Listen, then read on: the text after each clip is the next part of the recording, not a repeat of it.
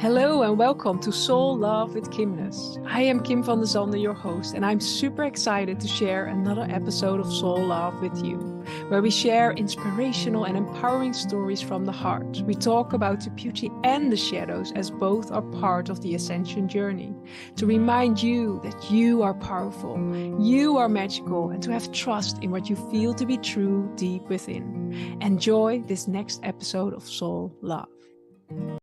Before we start the next Soul Love conversation, I want to invite you to check out my amazing book, Activating the Flower of Love, a sacred guide for manifesting your deepest desires and highest calling. This sacred book, filled with powerful tools and activations, will guide you to open your heart to the beauty and wisdom within you, empowering you to create the life you deeply desire from the foundation of love.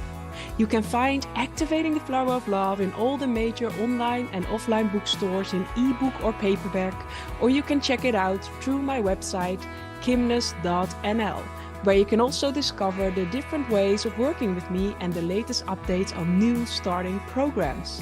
Enjoy this next episode of Soul Love. Welcome everyone to a new episode of Soul Love, and today I'm honored and excited to share a sacred conversation with Mary Porter Kerns. Welcome within this sacred space. Kim, it is so good to be here. I am really honored that this worked out for both of us today, and I thank Donna Panucci for recommending me to you, and I'm just delighted to be here. Me too.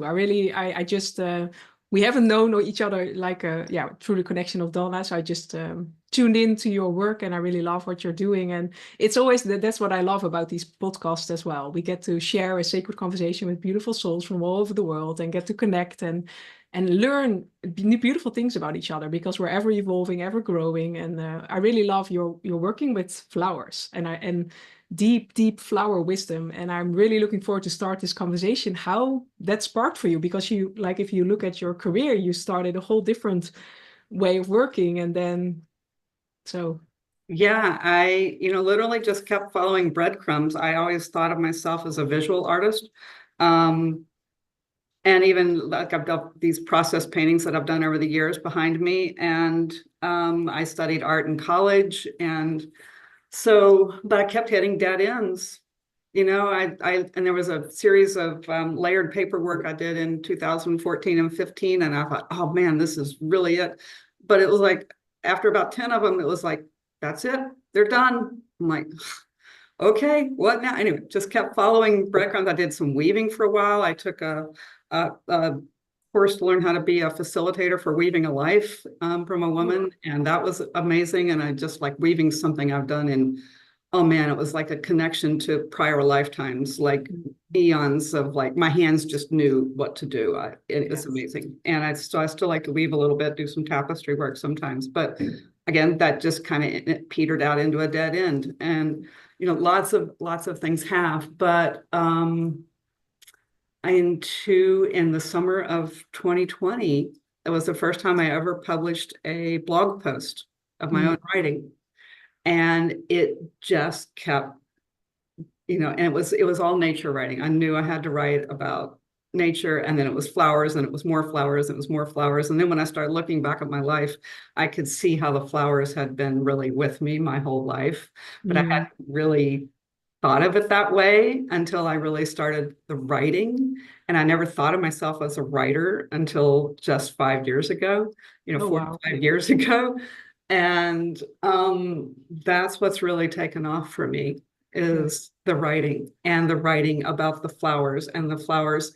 And what really exploded for me was I took an intuitive plant medicine course, and other intuitive classes, but this one in particular, we were doing flower essences, making flower essences, and there was an invitation to do an attunement with them, to do a meditation with them, and to see what came through. And like, whoa, these big messages came through from the flowers, clearly not from me. And I was like, whoa, wait a minute, what's that about? I get that. Yeah, that's amazing.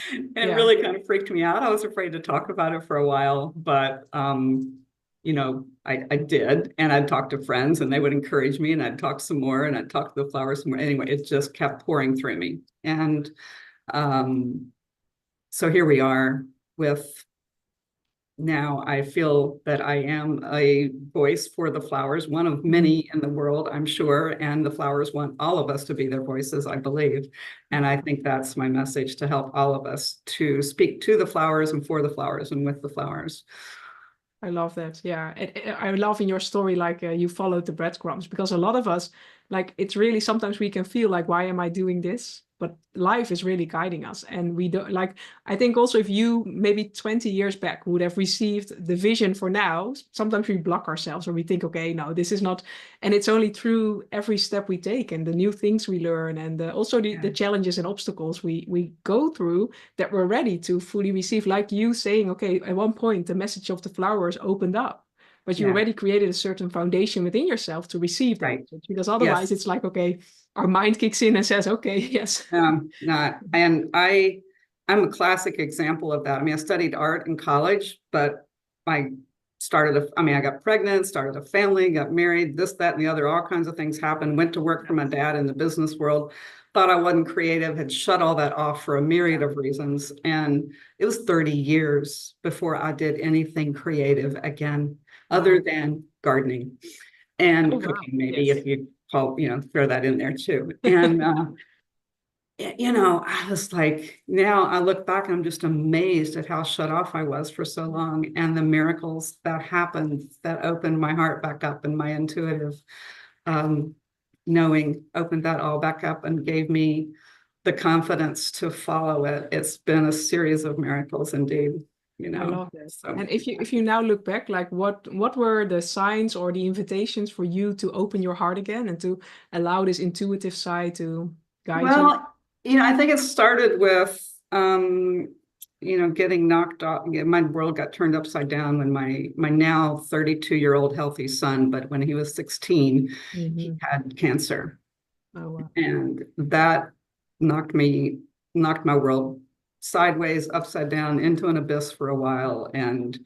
But nothing was the same after that. And the silver lining is that I started exploring my heart.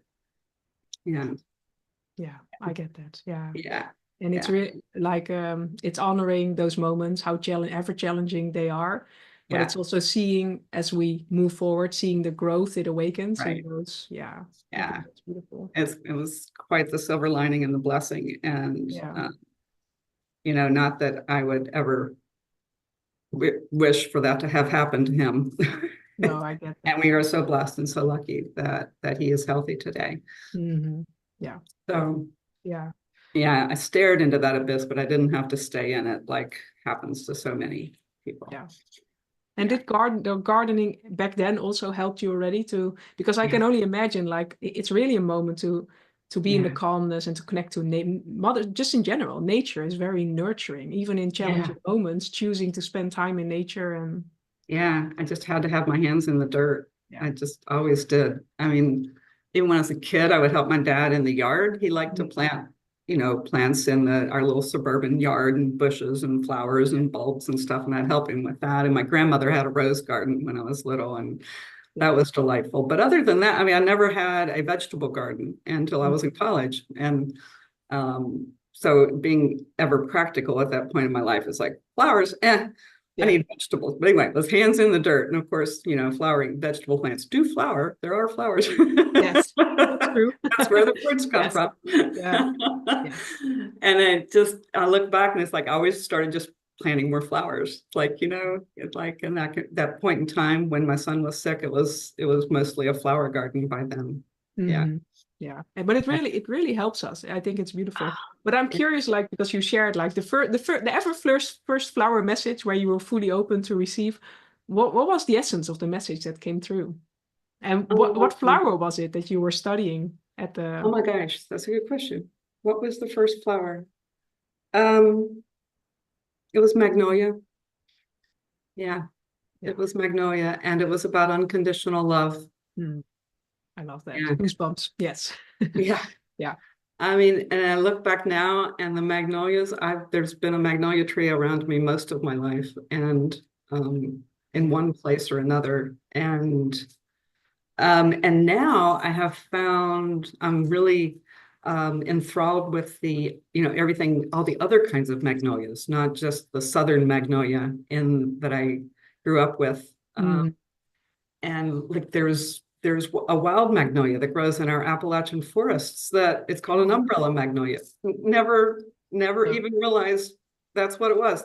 I mean, they have these huge leaves, and I'm like, what Yeah. are those huge leaves? When I'm taking my hikes in the forest, I love to hike.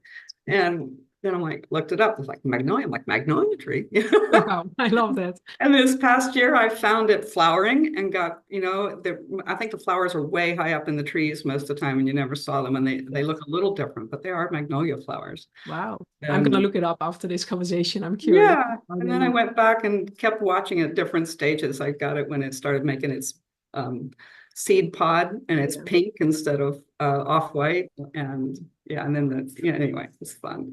And do you can also notice that each different magnolia has a different message, or just in general, does each flower on a different day has a different message, or yeah? Yeah, I think, okay, first, when I first started having the messages come through, I was like, one of my confirmations was I would look up after I had sat with the flower and see what came through. I would look up what messages came from other people, and it would be a similar theme. So that helped me validate to myself that it wasn't just me. Mm-hmm. Yet I say that, and I don't think a flower has like a universal message for everybody all the time. No. I think they very much give us what we need at the time, and they're very much individualized messages. When I do workshops now with people and guide them through this process of having getting messages from the flowers, and and they're different, and yet there's still a little universal theme. Like a stinging nettle is going to have a little different overall theme than a magnolia.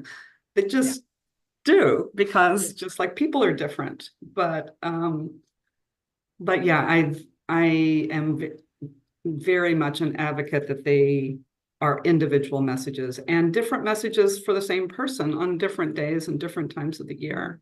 I believe it with my whole heart that the flowers sense our emotions just the way animals do. Yeah. And respond to us There are studies. through our emotional Yeah. being, and which is so related to our intuitive being and our subconscious being and all of that. Yeah.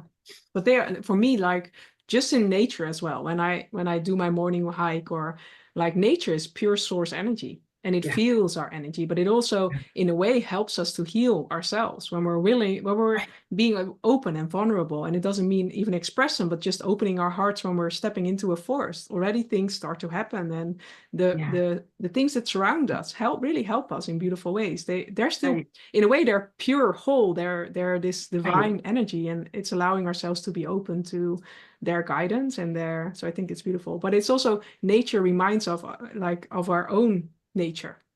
It is an invitation to return to ourselves and to remember who we are, and so I think that's beautiful. Yeah, I mean, flowers are wide open, and I mean, and it's the plant as well, but the flowers are, the apex of their life force energy. What their whole purpose is to create that flower, to create the next generation. And the flowers are so wide open and so receptive, like you said. And so they help us to be open and to feel things about ourselves, help us to, see what's going on with ourselves in ways that often we can't, especially when we're busy and all of that.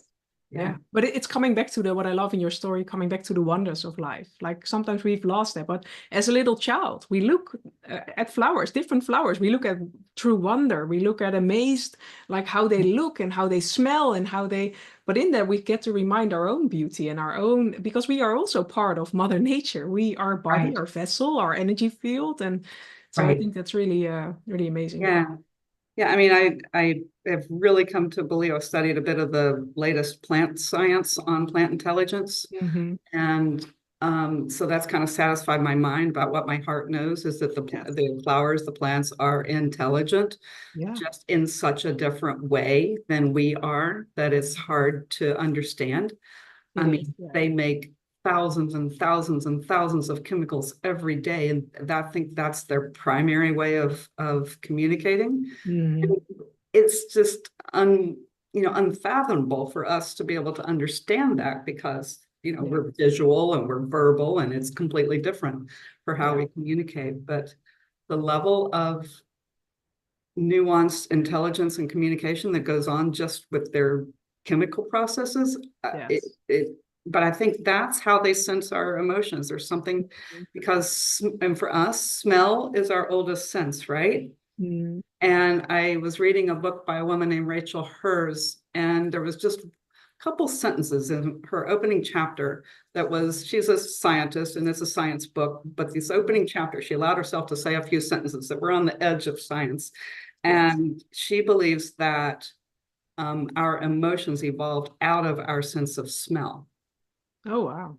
Isn't that fascinating? Yeah. And so they're, so close, it makes sense, right? It just feels right in your heart. And so they're so closely related to, our emotions are so closely related to that sense of smell. I mean, that's part of where that connection with the plants comes in. Because it's also remembering, like when I smell a certain cookie mix or something, it reminds me of my grandmother, or there's some, and that's with flowers as well. It reminds you of places we visit. I know a couple of months back at the school of my girls, there was like, they had different plants and flowers, and they connected them to a music box, and each flower and each plant made a different vibration. There was really music coming out of these boxes, but also seeing the difference of this plant having this vibration and this thing to share. But in a way, they translated their energy then in things we could hear, sense with our senses. But if and that's what I love in your story, we all have the ability to do that within, when we're really open still. And because I'm curious, like how do you guide people? You don't have to dive too deep in in what you're sharing in your offerings, but how do you guide people in reconnecting to a certain plant and reconnecting to that channeling or that connection nature? Or well, the workshops I started this fall, I expanded them into 4 sessions, and I'm thinking about even making it 6 now, because people have asked for more and more. I get more time, so we need more sessions. But it's sort of like a process, because we got to get our minds comfortable, so they can sit back in the back of the room and not freak out. And so, but first, just talk about the whole our evolutionary love story is the beginning. Just really get them to feel that the flowers and the plants are our elders in ways that we're never ever taught. I mean, flowers been around 125 million years, or more, really much more, but they've been really strong for that long. And then take them through a lot of the recent plant intelligence to really help them, like, wow, so get their mind really comfortable with some science facts to really understand the different ways that plants communicate. Like, flowers really act as the plant's ears. I mean, literally, they make more nectar when they hear a bee coming along, and just things like this. And then do a lot of work just with talking about intuition and how our intuition works. I mean, it's not a beginning intuition class, but yet many people have asked for more work on that intuition piece. I get that. So so I need to keep expanding that. And then take them through the process. I've got a worksheet, a meditative process, and some of it's a little, little guided meditations to get them to settle in, and that kind of thing. But it's really just a process of not dismissing all the little nudges and memories. And like you said, makes you think of your grandmother or whatever, when you're working with the flower, whatever comes to you, if you begin to assume that is connected to the flower and what the flower is offering you, synchronicities really start to pop and happen. I love that. Just not dismissing the nudges. But I think just an intuitive work, that's important, because sometimes when we start this, I want to tune into my intuition. That's what I notice with people that I get to guide as well. They start to ask life questions. Well, your whole brain freezes because it's not ready. And that's what I love as you share, like as you're tuning into the flower, like it already has like a focus. And not a focus on yourself, not a focus on asking big questions where your whole system freezes, but then you can be in the curiosity and the openness because there's no pressure on it. And I love that, because it's really true practice. Everyone can guidance and inspiration, yes, but in the end, everyone can tune into this, but we need to be willing to be open, to be not, because that's what I noticed in my own journey years back when I started what I'm doing.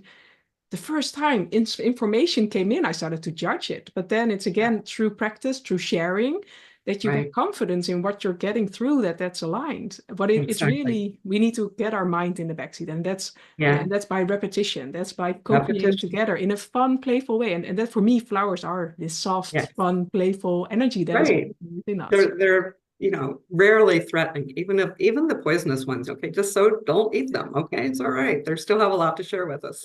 Yes, that's true. I love that. Yeah, like a datura moonflower is very powerful, but it's also very poisonous. So don't eat it. Don't do that. Just smell it and be with it. It's gorgeous.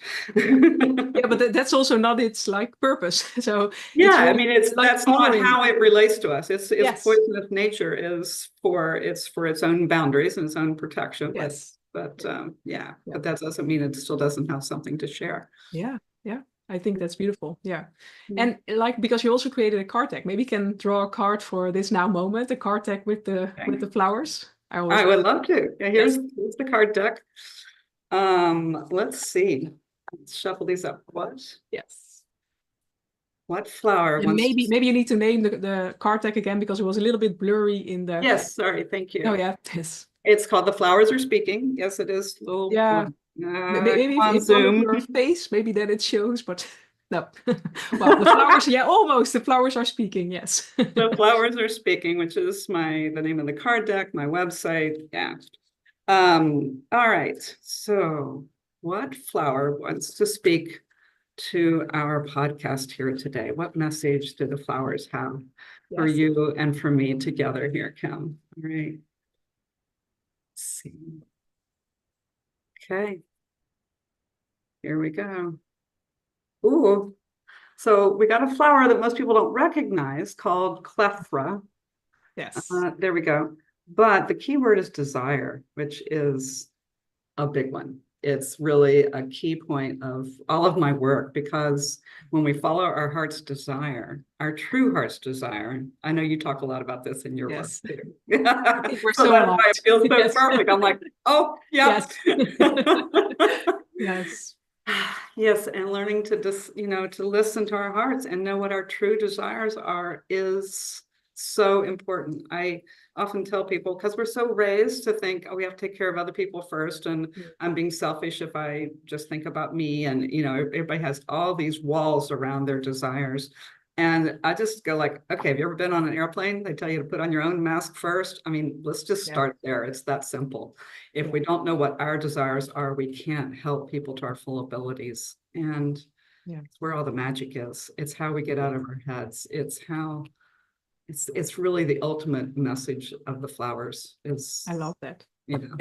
And our desires help us grow into our best self, because they're asking us to grow, to stretch, to and also because what I love about the desire as well, for me, like it's like a seed we plant and it's guiding us, and but it has its own time. We need to nourish it, we need to love it, just like a flower, and in their own time they blossom, and it's reminding also, when we have a desire, it has the potency in it. Everything it needs, like a seed of a flower, has everything within it, and whatever is happening in its surroundings, the essence, and that's the same for us. Our essence is always the same, whatever challenging things we have experienced. And yes, maybe there are a lot of layers of dirt on top of our light, but it is returning to this essence, and that's the invitation. But it starts with our desire, because it's knowing that our desire is guiding us. It's part of our life mission, of our purpose, of our it's something that excites us. And so I think that's really a beautiful message. I think all those years I did the process painting, my teacher always said, follow the juice. I mean, and that was the message. Just like learning to just all you need to know is the next brush stroke and wear on the paper. That was like, she wouldn't let us go any farther. That's it. That's all you need to know. And I love that. Yeah. But that is already asking a surrender into whatever wants to flow through us, instead of control, and it needs to look like this. And I'm like, right. Yeah. You want me to read the actual message? Yes, do that. Yes, please. Yes. Okay, just the beginning part. So this is clethra, keyword desire, and it's a sacral chakra card. I am Clethra, ancient garden spirit of desire. My velvety sweet scent draws up your deepest longings, opening you to receive them, to feel them deeply in your soft animal belly. Let your body sway with me in the breeze and dance as the bees dance, satisfying their deep desires for sustenance, love, connection, and union. Let my ancient scent intoxicate you with a lasting thirst for the sacred in all things. Yeah. There are a lot of beautiful messages, the sacredness in all things and the essence of our deep desires, because with everything we desire to manifest in our lives, if you strip it down to the essence, it's the freedom, it's the love, it's the just being alive, enjoying life. So it's really, I think that's such a beautiful message. Exactly. I want to, because I will share your links, your website and your social links, and I want to invite everyone to check out it underneath this video or audio, whatever way you're tuning in. And for now, if there was one last message you would like to share with everyone of encouragement, of empowerment, of what would it be? Stop and smell the flowers. Yes. And really take them in. Just don't dismiss that little common phrase anymore. Take it to another level. Take the flowers into your heart and let them guide you. I love that. I think that's such a beautiful message. So thank you for sharing your light and for sharing this sacred conversation. And everyone tuning in, thank you for being you and for joining. And let us know what sparked for you in the comments below. And to help spread the messages of all these amazing podcasts, please follow, subscribe, like. I'm not always as good in sharing that, but please do so because it really helps. So for now, sending you much love, and I'm looking forward to seeing you in the next Soul Love podcast. Bye. Thank you.